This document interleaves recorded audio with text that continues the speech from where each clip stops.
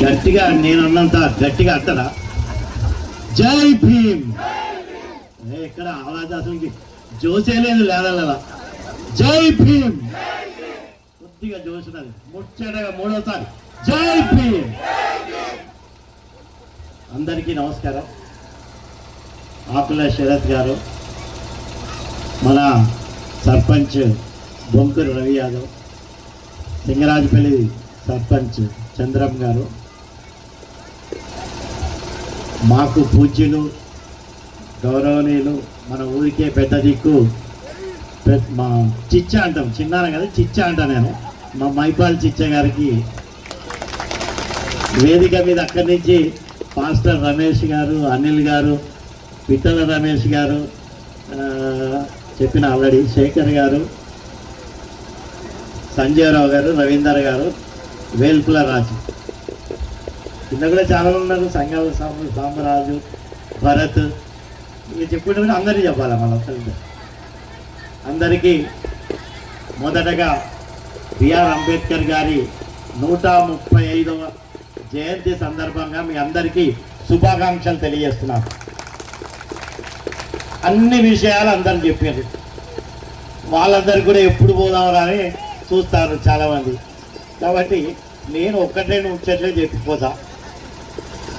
ఎందుకంటే ఇక్కడికి రాగానే స్కూల్ కానీ చూస్తాంటే ఆటలు ఆడుతాంరా మొన్ననే, ఎందుకంటే అక్కడ పిల్లలు ఆటలు ఆడటానికి అన్ని ఉయ్యాలలు గియ్యాలలు అన్నీ మనం ఇవ్వటం జరిగింది మా నాన్నగారి పేరు మీద. అది భరత్. సరే, ఎప్పుడు ఊరికి వచ్చినా మీరు ఆ స్కూల్కే ఇస్తారు, మా గడ్డ మీద స్కూల్కి ఏమి ఇయ్యరా అంటే, సరే ఓ రోజు వచ్చిన లేడు భరత్, ఆ హెడ్ మాస్టర్ని కలిసిన, అవన్నీ ఇచ్చినా ఫిట్ చేసి ఇచ్చినాం. ఆ రోజు చెన్నై వచ్చినప్పుడు. సరే, ఏది ఏమైనా కూడా అంబేద్కర్ గారు అనేది ఏదో దళితులకే స్ఫూర్తి కాదు, యావత్ భారతదేశ ప్రజలకు స్ఫూర్తిదాయకమైన వ్యక్తి ఎవరైనా ఉన్నారు ఇప్పటి వరకు పుట్టిండ్రు అంటే అది బిఆర్ అంబేద్కర్ గారే. నిస్సందేహంగా ఎవరిని అడిగినా ఎప్పుడు అడిగినా అంత మేధావి ఇక రాలేదు. 32 డిగ్రీలు చేసిండు, ఒక్కటి కాదు రెండు కాదు, 32 డిగ్రీలు డాక్టరేట్స్తో సహా. ఒక్కటి చేసానికి బిఏ చదువురా అంటే వాడు 4 సంవత్సరాలు చదువుతాడు, వాడు బీకామ్ చదువురా అంటే 8 సంవత్సరాలు చదువుతాడు. అటువంటిది బిఏ లిటరేచర్తో స్టార్ట్ చేసి ఎంఏలకు ప్రతి దాంట్లో పోస్ట్ గ్రాడ్యుయేషన్ చేసిండు, ఎకనామిక్స్ చేసిండు, లా చేసిండు, ఎల్ఎల్బి చేసి మళ్ళీ ఎల్ఎల్ఎం చేసిండు. దాంట్లో డాక్టరేట్స్ అయితే ఎన్నో యూనివర్సిటీలో, కొలంబియా యూనివర్సిటీ చదువుకుని లండన్ పోయి లండన్లో చదువుకొని వచ్చాడు. ఇట్లా ప్రపంచంలో మేధావులలో ఎవరు ఒకరంటే అంబేద్కర్ గారు మన దేశం నుంచి ఇంకెవరి పేరు చెప్పరు. అటువంటి వ్యక్తి పుట్టిన గడ్డ మీద మనం పుట్టినందుకు మనం గర్వపడాలి. మొదలు అంబేద్కర్ గారికి మనము నిజమైన నివాళులు ఇవ్వాలంటే అంబేద్కర్ గారు చూపించినటువంటి సిద్ధాంతాలు ఏవైతున్నాయో, అంబేద్కర్ గారు చూపించిన దారి ఏమైతున్నదో, అంబేద్కర్ గారు నడిచిన సిద్ధాంతంలో ఉన్న ఫలితం ఏమున్నదో వాటిని మనం ఎంతవరకు ఒక్కటన్నా మనం అమలు చేసుకునేది ఉంటే మనం నిజంగా అంబేద్కర్ గారికి నివాళులు ఘనంగా ఇచ్చినట్టే అని నేను భావిస్తున్నాను. అంబేద్కర్ గారు పుట్టిర్రు మావో ప్లేస్, ఇప్పుడు మధ్యప్రదేశ్ అనుకుంటా, మావో ఆ స్థలంలో పుట్టిర్రు. ఎంతో కటిక దరిద్రంలో చాలా చాలా కష్టాలు పడి, ఇంతకుముందు సంజయరావు గారు చెప్పారు, తన గోనె సంచి పట్టుకొచ్చుకొని తనే, ఎందుకంటే ఆయన మెయిన్ రూమ్లో కూర్చోబెట్టకుండా వరండాలో కూర్చోబెట్టింది. సంచి మళ్ళా క్లాస్ కాగానే మడత పెట్టుకొని సంచి ఇంటికి తీసుకుపోయింది. నీళ్లు కూడా ఎవరు ప్యూరే నీళ్లు పోయాలి. ఆ రోజు ప్యూన్ రాలేదనుకో స్కూల్కు, మరి నీళ్ళు లేవు పాపం అంబేద్కర్ గారికి. ఆయన బుక్లో రాసుకున్నాడు, నో ప్యూన్ నో వాటర్. అంటే ఇవాళ ప్యూన్ చెప్పరాసి రాకపోతే నాకు నీళ్ళు ఇచ్చేటోళ్ళు లేడు. దాన్ని కూడా ఆయన కోపంగా మాట్లాడలేదు. అంటే కష్టాలను కూడా అన్ని హర్డిల్స్ను ఎదుర్కొని సమాజంలో ఉన్న అస్పృశ్యతనైతుంది, అసమానతలన్నింటినీ వ్యతిరేకించి అధిగమించి అందరిలో మేటి అని చూపించినటువంటి వ్యక్తి అంబేద్కర్ గారికి ఈరోజు నిజమైనటువంటి నివాళులు మన లాదెళ్ల గ్రామంలో మనం అర్పించుకుంటున్నామంటే నిజంగా మీ అందరికీ కూడా ముఖ్యంగా అంబేద్కర్ యూత్ అసోసియేషన్ మరి ఇక్కడ ముందు పడ్డటువంటి పెద్దలందరికీ కూడా నా యొక్క శుభాభివందనలు తెలియజేస్తున్నాను. మొదటగా ఈరోజు అంబేద్కర్ గారు లండన్ పోయి చదువుకున్నారు. ఆ ప్లేస్ పుట్టినటువంటి మావో అన్న కదా నేను, మావో ప్లేస్, చదువుకున్నటువంటి లండన్ ప్లేస్, వారు బుద్ధిజం తీసుకున్నటువంటి దీక్ష చేసుకున్నటువంటి నాగపూర్, ఢిల్లీలో కూర్చొని వారి యొక్క ఏ యొక్క ఇంటిలో ఉండి రాజ్యాంగాన్ని రచించారో యాజ్ డ్రాఫ్ట్ కమిషన్ చైర్మన్ ఈ డ్రాఫ్టెడ్ అవర్ కాన్స్టిట్యూషన్ ఏ ఇంట్లోనైతే కూర్చొని చేసిండో ఆ ఇల్లు. ఎన్ని చెప్పినాను మీకు? 4 చెప్పిన. పుట్టిన ఇల్లు, చదువుకున్న లండను, దీక్ష పూనుకున్నటువంటి నాగపూరు, రాజ్యాంగాన్ని ఢిల్లీలో రచించిన ఢిల్లీ, లాస్ట్కు చనిపోతే కూడా పాపం అతనికి ఢిల్లీలో అంత్యక్రియలు జరగలేదు. అక్కడి నుంచి అతని యొక్క పార్థివ శరీరాన్ని బాంబేకి తీసుకొచ్చిన మహారాష్ట్రకు. మహారాష్ట్రలో అంత్యక్రియలు జరిగినటువంటి ఆ ప్లేస్ అది 5 స్థలాలు.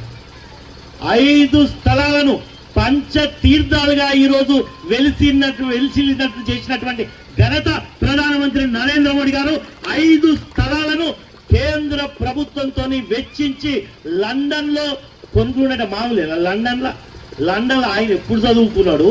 ఈ రోజు నాడు వెళ్ళి లండన్లో ఆయన స్థలాన్ని వేరే వాళ్ళు ఉంటే దాన్ని ఖాళీ చేయించి పైసలు ఎన్ని పౌండ్స్ పెట్టి కొని అక్కడ ఒక తీర్థయాత్ర స్థలం. పుట్టినటువంటి మావో అక్కడ దాన్నంతా కొని అక్కడ ఒక తీర్థయాత్ర స్థలం.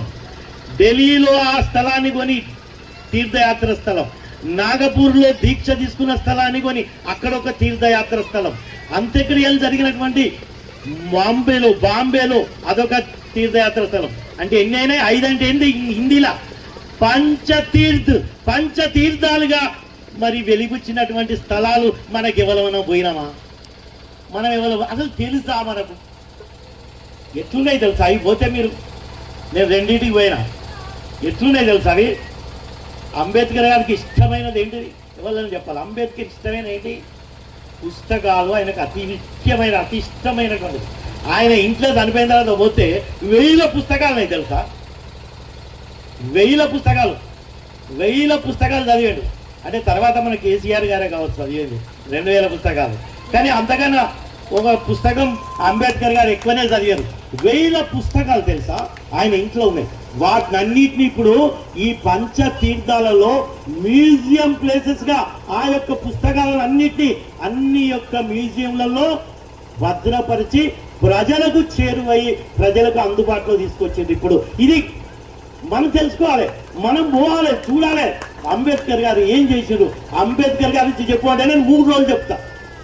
నేను ఒక డిబేట్లో పోతే మొత్తం దళిత సంఘం, ఇప్పుడు సంజయ్ రావు గారు మాట్లాడారు కదా, ఇట్లాంటి పెద్దలందరూ నేను మాట్లాడుతుంటే కిందికి వచ్చినాక నన్ను రావాలిచ్చుకొని సార్ మాకు తెలియని చాలా చెప్పారు సార్, మీ దగ్గర రావాలన్నారు. అట్లా ఎన్నైనా చెప్పుకోవచ్చు. మనం సమయం కూడా మనకు అందుబాటులో ఉండాలి. కానీ ప్రతి ఒక్కరి జీవితానికి ప్రతి ఒక్కరికి కూడా నాకు అతి ముఖ్యమైన ఆదర్శ పురుషుడు అంబేద్కర్ గారు. గర్వంగా చెప్తాను, నేను గర్వంగా చెప్తున్నా, భయపడలేదు, గర్వంగా చెప్తున్నా. ఎందుకంటే వారు నిజంగా కనుక మొదటి ప్రధానమంత్రిగా అంబేద్కర్ గారు ఉంటే మన దేశ రూపురేఖలే ఇంకో విధంగా ఉండేది. చెప్తున్నా కదా నేను. నేను జవహర్లాల్ నెహ్రూ గారిని కించపరచండి కాదు ఇక్కడ. అంబేద్కర్ గారి యొక్క విద్యావేత్త, అప్పుడు ఉన్నటువంటి వారి యొక్క ఆర్థిక సంస్కరణల మీద ఉన్న అవగాహన కావచ్చు, సామాజిక దృక్పథం కావచ్చు, ఒక న్యాయ కోవిదుడు కావచ్చు, సంఘ సంస్కృత కావచ్చు, అన్నిటినీ అవగాహన ఉన్నటువంటి వ్యక్తి. ఈ భారతదేశ సరిహద్దుల మీద, ఫారెన్ పాలసీ మీద పూర్తి అవగాహన ఉన్న వ్యక్తి అంబేద్కర్ గారు. వారు ఉండేది ఉంటే దేశంలో ఆ చైనా ఇంత లాక్ అవ్వకపో, జమ్మూ కాశ్మీర్ మీద లొల్లే ఉండకపో, మనకు బెలూచిస్తాన్ మనదుండు, బెలూచిస్తాన్ ప్రధానమంత్రి మీరు ఇండియాలో కలుపుకోరా అంటే మాకు అక్కర్లేదన్నారు. ఇప్పుడు ఏమైంది? మనకు ఇరాన్కు పోవాలంటే మధ్యలో పాకిస్తాన్ అడ్డమే. మరి అప్పుడు బెలూచిస్తాన్ మన దాంట్లో ఉండేందుకు నీకు ఆయిల్ కానీ ఏది కానీ డైరెక్ట్గా వచ్చు. ఈ జలసంధి ఎందుకు మనకు? ఇది అవసరమే లేకుండా మనం బయలుడొద్దు. ఆఫ్ఘనిస్తాన్తో అన్నిటితో మనకు డైరెక్ట్ కనెక్షన్ ఉండు. ఇచ్చిన దాన్ని తీసుకోరా కలుపుకోనాడు అంటే అంబేద్కర్ గారు చెప్పిండు. ఆయన నేనేం చెప్పిన ముచ్చట కాదు ఇవన్నీ. అంబేద్కర్ గారు జయంతి కాబట్టి అంబేద్కర్ గారు ఏం రచించిండ్రు, ఏం చెప్పిండ్రు మనందరం తెలుసుకోవాలి. ఇది ఎంతవరకు సరే చరిత్ర అనుకోండి, భవిష్యత్తులో మనం అంబేద్కర్ గారిని ఆదర్శంగా తీసుకోవాలి. పాపం సంజయ్ రావు గారు బాగా కష్టపడి చెప్పారు, మనం చదివే ముఖ్యం, విద్యే ముఖ్యం. ఎవ్వరికైనా కూడా మన కాలనీలో ఉన్న అందరూ చెప్తారు ఎడ్యుకేషన్ చాలా కాన్సన్ట్రేట్ చేయండి. చిన్నపిల్లలకు ఏంటి ఆ సెల్లులకు దూరంగా ఉంచండి, చెడు అలవాట్లకు దూరంగా ఉంచండి, మంచిగా చదువు నేర్పుదాం. మన పిల్లలే రేపు భవిష్యత్తు కాబట్టి పిల్లలకు ఇక నేను అంబేద్కర్ చెప్పుడే పోతే మళ్ళీ అటు పోతాను టాపిక్ అని మళ్ళీ ఇటు వచ్చిన నేను.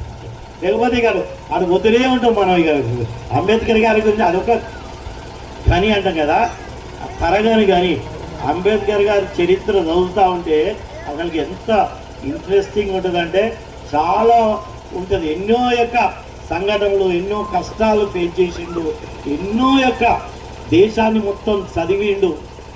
లేకపోతే గాంధీ తాత గారు ఉచికనే ఒప్పుకుంటాడా? ఆయన రాజ్యాంగ చైర్మన్ వేయాలంటే అప్పుడు ఎవరు వేయాలి? అప్పుడు అంత నచ్చిందంతా మాట అంతా ఎవరిది? గాంధీ తాతదేనే. ఆయన ఉచికనే దానిలో కనపడగా అంబేద్కర్ నువ్వు ఉండిపో అన్నాడా? ఆయనకు నమ్మకం కుదిరింది.